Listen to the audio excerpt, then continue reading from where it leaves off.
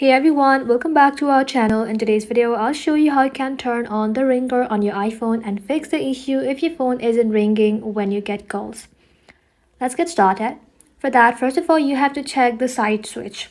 On the left side of your iPhone, you'll see a small switch.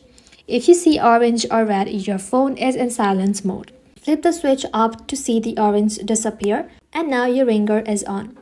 Sometimes your ringer is blocked by focus mode.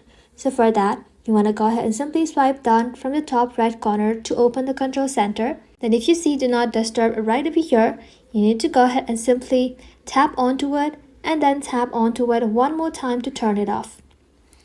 So after that, go ahead and simply open up your settings.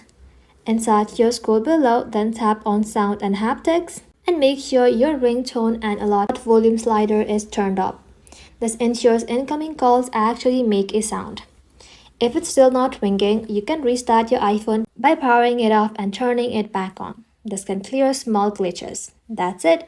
After these steps, your iPhone should ring properly again when someone calls. Thank you all for watching. If this video was helpful, leave a like and sub, and I'll see you in the next one.